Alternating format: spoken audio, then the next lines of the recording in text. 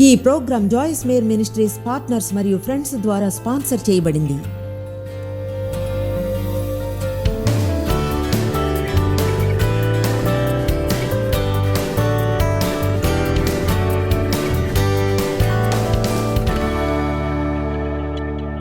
మొదటి కొరింథీ 10:33. ఈలాగు నేను కూడా, అంటే అపొస్తలుడైన పౌలు, వారి ప్రయోజనమును కోరుచు అంటే ఇక్కడ ప్రయత్నం చేయడం, నిజంగా కష్టపడడం, అందరినీ సంతోషపెట్టుచున్నాను, నన్ను ఇతరుల అభిప్రాయాలకు కోరికలకు సరిపోయేలా చేసుకోవడం. ఇలాగ నేను కూడా స్వప్రయోజనమును కోరక అనేకులు రక్షింపబడవలెనని వారి ప్రయోజనం కోర్చు అన్ని విషయంలో అందరినీ సంతోషపెట్టుచున్నాను. పౌలు అన్నాడు, నేను నిజంగా ఎంతో శ్రమ పడుతున్నాను, నా కోసమే ఆలోచిస్తూ, స్వార్థంగా నేను అని ఆలోచిస్తూ, ఎల్లప్పుడూ నేను అనుకునేది జరగాలని అనుకోకుండా, నాకంటే వేరే నా అభిప్రాయం ఎవరికైనా ఉంటే దాని గురించి పెద్దగా డీల్ చేయను, వాళ్ళది వాళ్ళకు ఉండనిస్తాను. మనం ఎందుకు మిగతా వాళ్ళంతా మనలా ఆలోచించాలని అంతగా శ్రమ పడతాం? ఒక విషయం తెలుసా, మీకు రహస్యం చెప్తాను, ఇది ఉచితంగా ఇస్తా. అన్నీ ఉచితమే అనుకోండి, అయినా దీన్ని ముందుగా చెప్తా. మీ శాంతిని వెంటనే పెంచుకోగలరు ఒకవేళ మీరు ఈరోజు నిర్ణయం తీసుకుంటే, ఎవరైనా మిమ్మల్ని అడగకుండా మీరుగా ఎన్నడూ మీ అభిప్రాయాన్ని చెప్పమని.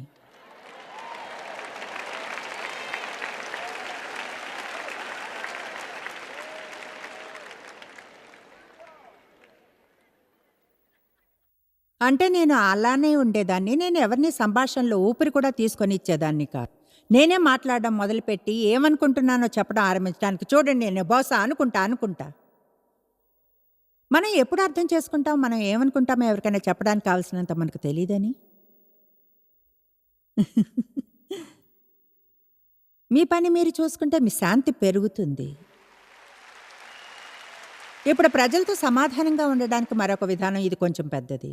మీకు అసలు నచ్చని వారితో అధిక సమయాన్ని ఏమాత్రం వెచ్చించకండి.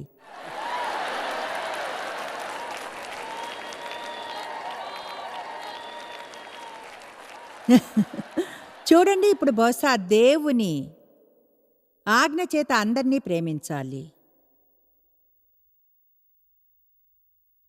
అయితే అందరినీ ఇష్టపడాలన్నది ఏమీ లేదు. అంటే కొంతమందితో పాటు ఉండడానికి కొంతమంది సూట్ అయినట్లుగా, సూట్ కారు, నిజాయితీగా. నాకు తెలిసిన కొంతమంది ఉన్నారు, వారితో నేను ఒక్క పూట లంచ్ కూడా చేయడం అవసరం అనిపించని వారు. అయితే వారికి సమస్యగానే ఉందని తెలిస్తే సహాయం చేస్తా, పరిష్కరిస్తాను, హెల్ప్ చేయడానికి త్యాగం చేస్తా, వారి కోసం ప్రార్థిస్తాను. అయితే కలిసి ఎక్కువ సమయం గడిపేంత మంచి సంబంధం మా మధ్య ఉండదు. మీరు అందరికీ బెస్ట్ ఫ్రెండ్లా ఉండక్కర్లేదు. ఈ విధానంలో బైబిలు సామెతల్లో చెప్తుంది, మీ కాలుని ఎక్కువగా పక్కింటిలో ఉంచకండి.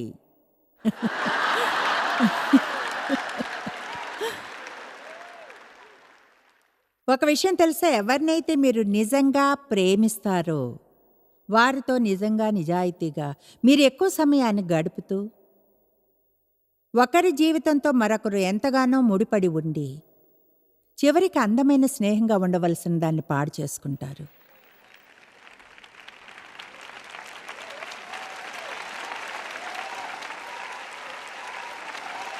అందరిని గురించి అన్నీ మీరు తెలుసుకోనవసరం లేదు.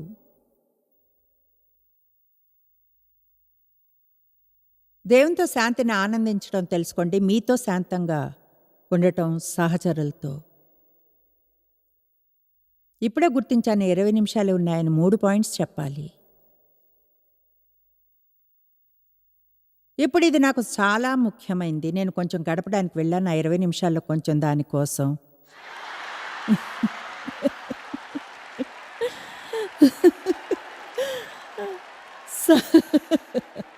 సహాయం చెయ్యి యేసు. ఇప్పుడు జీవించు.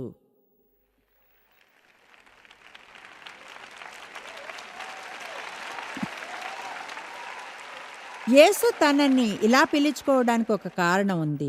ఉన్నవాడను, ఉండే కాదు, ఉంటాను కాదు, కానీ ఉన్నవాడను. మనలోని ఎవరికైనా ఉన్న గొప్ప వరం ఏమిటంటే మనకున్న ఇప్పటి ఈ నిమిషమే. దేవుడు మనకిచ్చే వరం కూడా అదే. ఇప్పుడు నేనెప్పుడు ఇలాంటి వారిలో ఒకదానిగా ఉండేదాన్ని, ఉన్నాను. నేను దేవుడు దీన్ని పనిచేసే క్రమంలో ఉన్నాం, అయితే దీనికి టైం పడుతుంది. ఎప్పుడు ఇలాంటి వ్యక్తిలా ఉండేదాన్ని, అంటే నా మనసులో ఎప్పుడు ఉన్న చోటు కంటే కొంచెం ముందుగా ఉండేదాన్ని.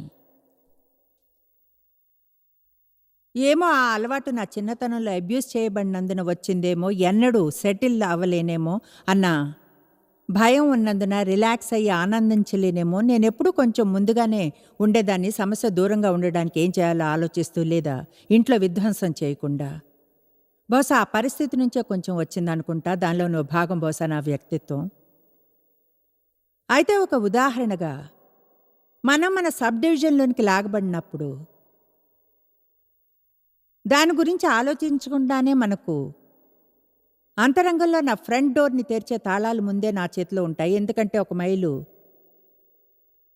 ఉందనగానే తీసుకున్నా, అయితే నా సీట్ బెల్ట్ని తీసి ఆ విషయం నన్ను తడుతున్నట్లే ఉంటుంది. డేవ్ అంటారు, లేదా మా అమ్మాయి ఒకవేళ కొన్నిసార్లు ఆమె డ్రైవ్ చేస్తుంటే, అమ్మా అమ్మా ఇంకా ఇంటి దగ్గరికి రాలేదు, సీట్ బెల్ట్ని ఇల్లు వచ్చే వరకు ఉంచు.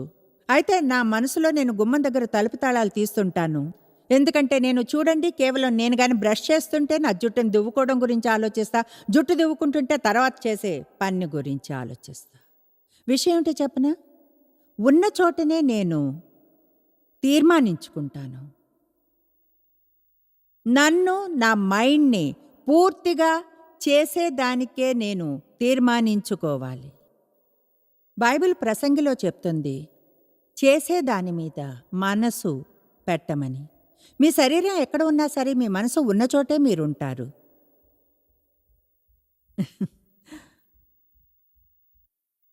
కనుక మీరు కానీ ఉన్న చోటు కంటే ఎల్లప్పుడూ ముందుంటే మీరు చేసేది ఎన్నడూ ఆనందించలేరు. ఎందుకంటే తర్వాత పని చేయాలనే ఆతురత, తర్వాత అక్కడికి చేరినప్పుడు దాన్ని ఆనందించలేరు, ఎందుకంటే ఆ తర్వాత పని కోసం ఆతురత. ఇప్పుడు కొంతమంది ఎక్కువగా విశ్రాంతిగా, ఈజీ గోయింగ్, ఒక్కసారి ఒక్క పని చేసేవారుగా మీరు ఎలా అంటే అది అసలు అర్థం కాదు.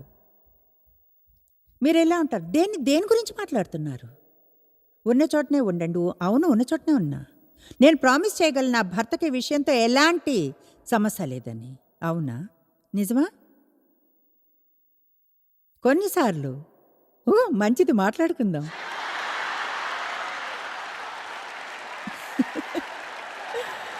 బహుశా డేవ్ సమస్య ఒకటి తెలిసింది.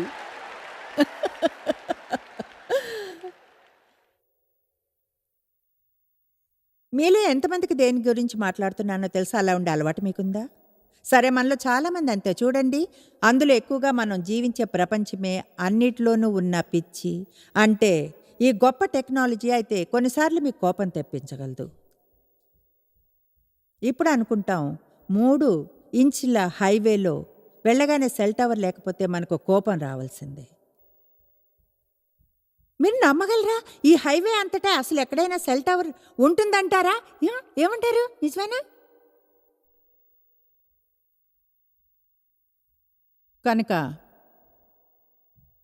మీరిలా అనడం ఆరంభించాలి, నేనిప్పుడు జీవిస్తున్నాను, నా జీవితంలోని ప్రతి క్షణాన్ని ఆనందిస్తాను.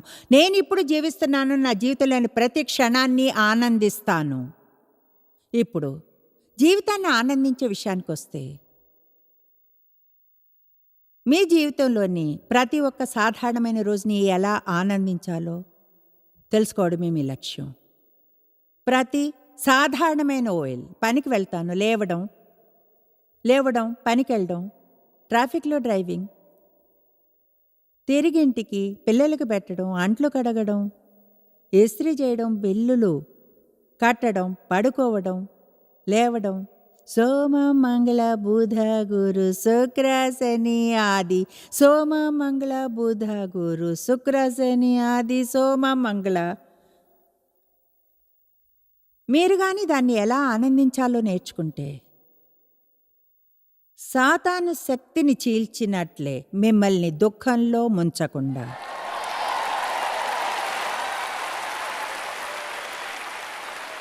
దాన్నెలా పరిష్కరించాలో మీకు చెప్తాను.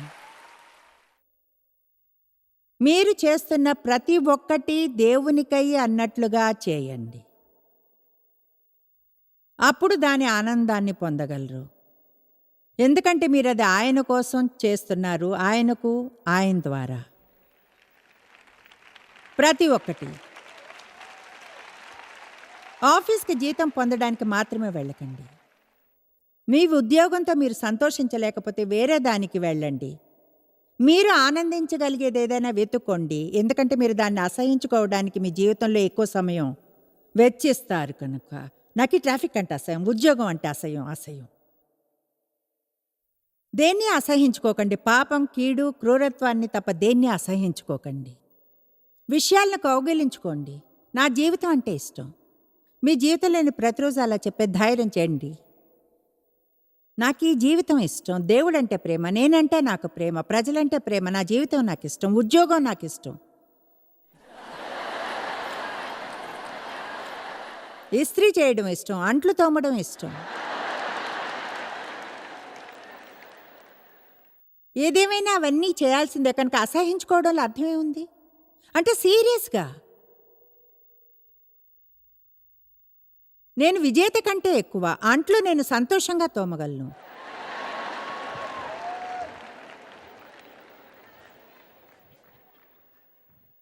కమాన్, నాకు ఇది ఒక ఛాలెంజ్. మంచి ఛాలెంజ్ అంటే నాకు ఇష్టం. నా జీవితంలో చాలా భాగం దుఃఖంగా గడిపేదాన్ని. అసంతోషంగా అయితే జీవితాన్ని ఎలా ఆనందించాలో తెలుసుకోవాలని ఎంచుకున్నప్పుడు నేనెప్పుడు చిన్నపిల్లల లేను. 3 ఏళ్లకే పెద్ద అయ్యాను నా బాల్యంలో జరుగుతున్న విషయాల వల్ల. కనుక చిన్నపిల్లలా ఎన్నడూ లేను. ఒక అడల్ట్గా తెలుసుకున్నాను నాలో ఆరోగ్యకరమైన బిడ్డ లేదని. దేన్నైనా ఎలా ఆనందించాలో తెలియదు నాకు. ప్రతిదీ ఇంకా బాధ్యతలానే ఉండేది. చేసేదాన్ని, ఒక లక్ష్యం, తర్వాత దానికి వెళ్ళడం. అదే నా జీవితం. నేను నిర్ణయించుకున్నాను బహుశా 20 సంవత్సరాల క్రితం నా జీవితాన్ని ఎలా ఆనందించాలో తెలుసుకుంటానని. మిమ్మల్ని ఛాలెంజ్ చేస్తున్నాను, ఖచ్చితంగా జీవితాన్ని ఆనందించమని. ఎందుకంటే యేసు వచ్చింది మీరు జీవితాన్ని పొంది ఆనందించాలని, అది సంపూర్ణంగా పొంగి పొర్లేంత సమృద్ధిగా ఆనందించాలని. అంటే ప్రతి భాగాన్ని ఆనందించండి. ఈ సభ నుంచి వెళ్ళాక ఇలా అనకండి, ఇంటికెళ్ళాలంటే భయంగా ఉంది. ఆ ఆలోచననే మనసులోనికి రానియకండి. మీ మనసులో ఆ ఆలోచన రాబోతుంది అని తెలియగానే, నేను ఈ సభని బాగా ఆనందించానైతే ఇంటికెళ్ళాలంటే భయం. అలాంటప్పుడే మీరు ఇలా అనాలి, నేను చేసే ప్రతిదాన్ని ఆనందిస్తాను, జీవితంలోని ప్రతి క్షణాన్ని ఆనందిస్తాను. మీరు అలా చేసినప్పుడు మీరు అపవాదికి ఇచ్చినట్లే ఆ పాత 1 2 దాన్ని తీసుకో అపవాది. ఇంటికి వెళ్ళే ప్రయాణాన్ని ఆనందిస్తాను. నేను పాడుతూ, స్తుతిస్తూ, మననం చేస్తూ దేవుణ్ణి ప్రార్థిస్తాను. ఇంటికి వెళ్ళినా దాన్ని ఆనందిస్తాను. అందరూ ఉత్సాహకరమైన, సూపర్గా కనిపించే రోజుని ఆనందించగలరు. అయితే నేను చెప్పేది మీరు సాధారణమైన దైనందిక జీవితం గురించి. ఆమేన్, ఆమేన్. ఇలా అనకండి, నేను అప్పుడు సంతోషిస్తాను. ఇలా అనండి అంతే, నేను ఇప్పుడే సంతోషంగా ఉంటా. రోమా 5:3 నుంచి చూద్దాం. అంతకంటే మనం కోరుకున్న ప్రతిదీ పొందిన తర్వాత కూడా పూర్ణంగా ఆనందించుదాం. శుక్రవారం నాడు కూడా పూర్ణంగా ఆనందిద్దాం, ఎందుకంటే తర్వాత సెలవులు కాబట్టి. తర్వాత మనం పూర్ణంగా ఆనందిద్దాం. ఆల్ రైట్, పాయింట్ని అర్థం చేసుకున్నారు. చేసే ప్రతిదీ దేవునికి అన్నట్లు చేయండి. దేవా, నీకోసం పనిచేస్తాను, ఇంటిని నీకోసం శుభ్రం చేస్తాను, ఇస్త్రీని నీకోసం చేస్తాను, బిల్లులు కడుతున్నాను, మంచిగా నిజాయితీగా నీతిగల వానిలా ఉండడానికి నేను చేసే ప్రతిదీ దేవా నేను నీకై అన్నట్లు చేస్తాను. అది మూలంగా మీ జీవితాన్నే మార్చివేస్తుంది అలాగని చేస్తే. మీకోసం జీవించడం, ఇతరుల కోసం వారి నుంచి మీరు పొందే అభినందన గురించి ఆలోచించడం, నిత్యం ప్రతిరోజు ప్రతి క్షణం మిమ్మల్ని చూసి దేవుని ముందు జీవించడం ఆరంభించండి. నంబర్ 11, క్రమశిక్షణలో ఆత్మనిగ్రహంతో ఉంటాను. హద్దుల విషయంలో స్వాతంత్రం ఉంది. మామూలుగా అన్నిటినీ ఆనందిస్తాను. క్రమశిక్షణలో ఆత్మ నిగ్రహంతో ఉంటాను. ఎన్నడూ ఇలా అనకండి, ఆ చోట నన్ను నేను కంట్రోల్ చేసుకోలేను, అలా అనకండి. ఏమిటో చెప్పనా, నేను కుకింగ్ చూస్తా డజన్ తినాలి. నేను క్రమశిక్షణలో ఆత్మ నిగ్రహంతో ఉన్నాను. ఇప్పుడు నన్ను నేను వేరువేరు చోట్ల క్రమశిక్షణలో పెట్టుకోవాలి. నేను ఎక్కువగా లక్ష్యాన్ని చూసే వ్యక్తిని కనుక ఆత్మికమైన లక్షణాలున్నాయి. సహజంగా నా జీవితంలోని ప్రతిరోజు నాకు లాంగ్ టర్మ్ గోల్స్ ఉన్నాయి, షార్ట్ టర్మ్ గోల్స్. అయితే మనం పనులు చేయడానికి మనల్ని క్రమశిక్షణలో ఉంచుకుంటాం. సంకల్పంతో అభ్యసిస్తూ వేరే సమయాల కొరకు మనం వాటిని ఏదో జరిగింది అన్నట్లుగా చేయడం. జరిగింది అన్నట్లుగా చూడండి, మనం కానీ సరైంది సంకల్పంతో చేయడం నేర్చుకోకపోతే అప్పుడు మనం సరైంది ఏది చేయం. మనం రియాక్ట్ అవ్వాల్సినప్పుడు ఏమి చేయం. ఏం చెప్తున్నానో తెలుసా? చూడండి, మనం ఎక్కువగా సమస్యలో పడతాం. ఎందుకంటే మనం మన సబ్కాన్షియస్ భాగంలోంచి ప్రవర్తిస్తుంటాం. అది నూతనీకరించబడాలి. ఏ పాయింట్ వరకు అంటే అక్కడ మంచి విషయాలు ఉండాలి. అప్పుడు ఏదైనా జరిగినప్పుడు అది మీ మీద ఒత్తిడిని తెచ్చి చెడు సమాచారం వచ్చిన దానికి రియాక్ట్ అవుతారు. మంచి సమాచారం వచ్చినప్పుడు అవ్వడానికి బదులుగా ఏ క్షణానైతే ఒక ఛాలెంజ్ లేదా సమస్య వస్తుందో నేను దేని గురించి చింతించను, నా నమ్మకాన్ని దేవునిలో ఉంచుతాను. శక్తివంతమైన ఆలోచన. దేని గురించి ఆలోచించను, నమ్మకాన్ని దేవునిలో ఉంచుతాను. ఏ క్షణానైతే దేని గురించి అని అప్సెట్ అవ్వడం ఆరంభిస్తే నేను తృప్తిగా ఉన్నాను, భావుకంగా స్థిరంగా ఉన్నాను. ఎవరైనా మిమ్మల్ని అతిశయపరిచిన క్షణమే ఇలా అనండి, నేను ఆయనతో శాంతిగా ఉంటాను, ఎందుకంటే నేను అడ్జస్ట్ అవ్వగలను. ఆ విషయంలో మీరంతా అంత సంతోషంగా లేరు నాకు తెలుస్తుంది. ఈ వైపు ఉన్న వాళ్ళు ఆ వైపు వారి కంటే సంతోషంగా ఉన్నారు. ఇతరులతో అడ్జస్ట్ అవ్వమని చెప్పినప్పుడు దాని అర్థం ఎవరో ఒకరు ఎల్లప్పుడూ వాళ్ళు అనుకున్నదే జరిగి మీరు అనుకున్నది జరగకూడదనో లేదా వాళ్ళకి మీపై అధికారం ఇవ్వమనో కాదు. ఏం చెప్తున్నానంటే అందులోని చాలా విషయాలు మనం పెద్ద డీల్గా చేసేవి, ఎవరికి ఎలాంటి చిన్న మార్పును తేలేవు. మనం అనుకున్నది జరగాలన్నది తప్ప. మీరు అనుకున్నది జరగనప్పుడు మీ శరీరం బాధపడే ఫీలింగ్ని ఆనందించడం తెలుసుకోండి.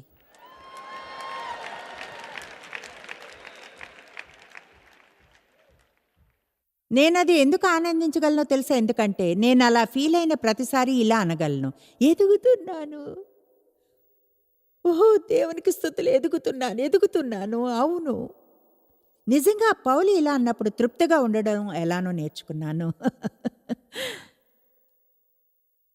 కొన్ని సమయాల్లో అతడు తన క్రమశిక్షణలో ఉంచుకున్నాడు.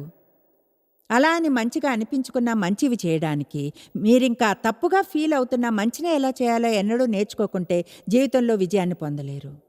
మంచి పనిని ఎలా చేయాలో తెలుసుకుని మీ శరీరానికి పిచ్చి కోపం వచ్చే ఆ ఫీలింగ్ని ఎలా ఆనందించాలో తెలుసుకోండి. మీరు అనవచ్చు, no no no no no no no లేదు. కొంచెం సేపటి తర్వాత అది ఆగిపోతుంది. మీరు కొత్త స్థాయిలో ఎదుగుతారు.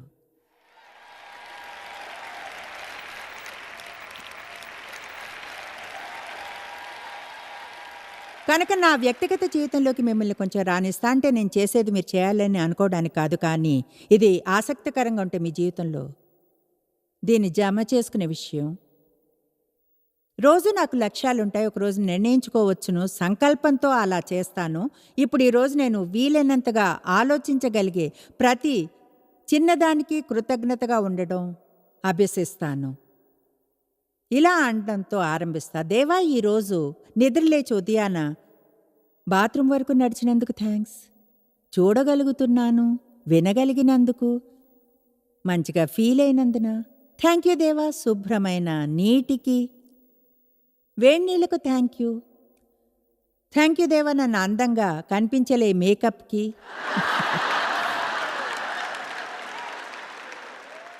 కమాన్,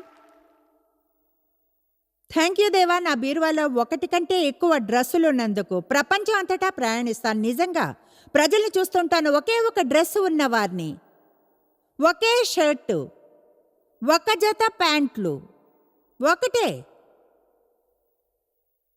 మీకు తెలుసా, కొన్ని చోట్ల పాస్టర్ల వద్ద బైబిల్ కానీ బైబిల్ డిక్షనరీ కానీ ఉండవు. వాళ్ళకున్నదంతా ఒంటి మీద ఉన్న ఒక జత బట్టలు మాత్రమే. అయితే వాళ్ళలో చాలామందికి, మనలో చాలామంది కంటే మంచి వైఖరులు ఉన్నాయి. కృతజ్ఞతగా ఉండగలిగే సామర్థ్యాన్ని కోల్పోయినప్పుడు విచారకరమైన రోజు అది. మీరు ఈ పనులు చేసేలా మిమ్మల్ని క్రమశిక్షణలో ఉంచుకోగలరు. నేను అలా చేసినప్పుడు కృతజ్ఞతగా ఉండడాన్ని అభ్యసిస్తున్నాను. కనుక అప్పుడు నన్నేదైనా కలతపరిచేది జరిగినా అప్పుడు నేనెంత కృతజ్ఞతగా ఉన్నానో గుర్తు తెచ్చుకోవడం ఈజీ అవుతుంది, నా జీవితంలో పొందిన అన్ని మంచి విషయాల వలన అభ్యసించినందున.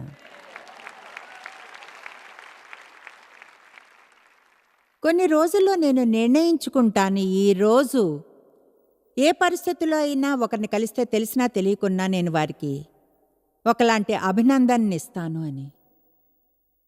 మీకు విషయం చెప్తాను, మీరు జీవిస్తున్న ప్రపంచాన్ని ప్రకాశింపచేయగలరు. మీరు కానీ అది మీ పని అనుకుని మీ చుట్టూ ఉన్నవారు మీరు చూసినప్పటికంటే కొంచెం మెరుగ్గా ఫీల్ అయ్యేలా చేయగలరు. మొన్న ఒక రోజున ఒక అమ్మాయితో చెప్పినట్లుగా, నిజంగా చాలా అందంగా ఉంది, 18 ఏళ్ళు 19 ఉండొచ్చు. ఒకచోట ఏదో విషయంలో ఆమె నాకు హెల్ప్ చేస్తుంది అన్నాను నేను. నిజంగా చాలా అందంగా ఉన్నా. ఆమె అందే, అవును. నాకు అనిపించింది ఖచ్చితంగా ముందే ఎవరు అలా చెప్పుంటారు, ఎందుకంటే చాలా అట్రాక్టివ్గా ఉంది. అయితే ఏమిటో తెలుసా, మనకి ఎల్లప్పుడూ తెలియదు. ప్రజలు అభినందించడంలో మంచిగా ఉంటారని నేను అనుకోను. మన చిన్న ప్రపంచంలోనే మునిగిపోయి ఉంటాం. మేము బయటికి వెళ్ళి భోజనం చేసిన ప్రతిసారి ఎవరైనా మరీ చిత్తడిగా పని చేయనంత వరకు మేమెప్పుడు అంటాం, బాగా పనిచేసావు, థ్యాంక్ యూ. అభినందించండి. ఆ చోట్ల మిమ్మల్ని క్రమశిక్షణలో ఉంచుకోండి. మీకు ఒకటి చెప్తున్నా, ఈ విషయాలు మీ సంతోషం మీద ప్రభావం చూపుతాయి. ఎందుకంటే మంచి విషయాల మీద మనసుని ఉంచుతున్నారు కనుక, మిమ్మల్ని విసిగించి అప్సెట్ చేసే విషయాలపైన కాకుండా. ఆల్రైట్, ఎంతమందికి పాయింట్ అర్థమైంది? క్రమశిక్షణలో ఉండి అభిషేస్తారా? నంబర్ 12. అవును, అసలైతే సహజంగా ఎవరైనా దీన్ని ముందుంచుతారు. అయితే దీన్ని పుస్తకంలో చివరిగా వ్రాసాను ఈ సెమినార్లో నేను కావాలనే, ఎందుకంటే నేను చెప్పిన దాంట్లో చివరిగా దీన్నే గుర్తుంచుకోవాలి కనుక. మీరు అధ్యయనం చేయవలసిన 12వ పవర్ థాట్, మీరు ఈ పాయింట్ని అర్థం చేసుకోవాలి. అసలైతే మీరు మొదటిది అనుకుంటారు, రోజు లేవగానే చెప్పేది అది ఇదిగో ఇదే. నేను చేసే ప్రతి ఒక్క దానిలోనూ దేవుడిని ముందుంచుతాను.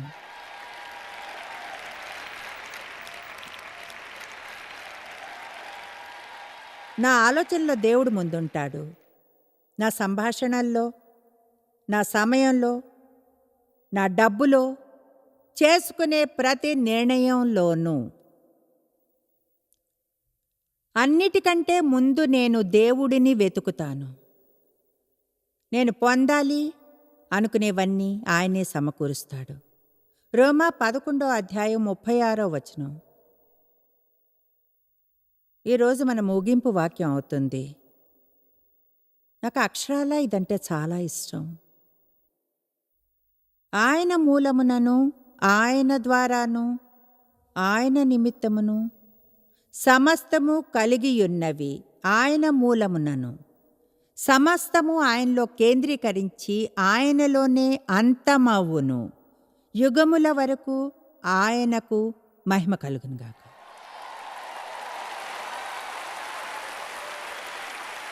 కనుక నిజంగా మీరు దాన్ని గాని చూసి అర్థం చేసుకున్నప్పుడు అదంతా యేసుని గురించే. ఇది మీ నూతన ఆలోచన విధానం. జీవితంలో నేను చేయవలసిన ప్రతిదీ క్రీస్తు ద్వారా చేయగలను. షరతులు లేకుండా నన్ను ప్రేమిస్తున్నాడు. నేను భయంలో జీవించను. నన్ను బాధ పెట్టడం కష్టం. ప్రజలంటే నాకిష్టం. వారికి హెల్ప్ చేస్తూ ఆనందిస్తాను. దేవుణ్ణి పూర్తిగా నమ్ముతాను. చింతించాల్సిన పని లేదు. తృప్తిగా, భావుకంగా, స్థిరంగా ఉన్నాను. దేవుడు నా అవసరతలను సమృద్ధిగా తీర్చుతాడు. దేవునితోనూ, నాతోనూ, ఇతరులతోనూ శాంతిని అనుసరిస్తాను. నేను ఇప్పుడు జీవిస్తూ చేసే ప్రతి పనిని ఆనందిస్తాను. క్రమశిక్షణలో ఆత్మనిగ్రహంతో ఉంటాను. నా జీవితంలో ముందుగా దేవుణ్ణే ఉంచుతాను. ఆమేన్.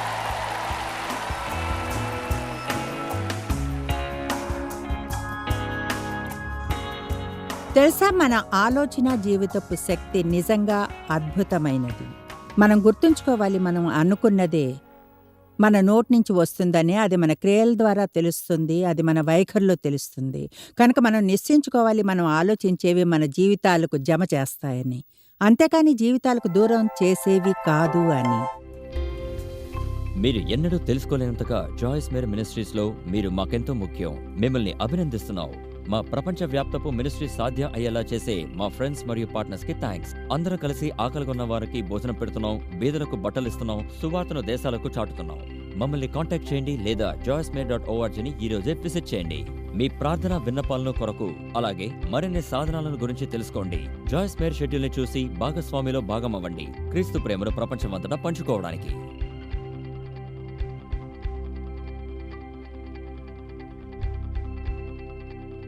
ఈ programme Joyce Meyer ministries partners మరియు ఫ్రెండ్స్ ద్వారా స్పాన్సర్ చేయబడింది.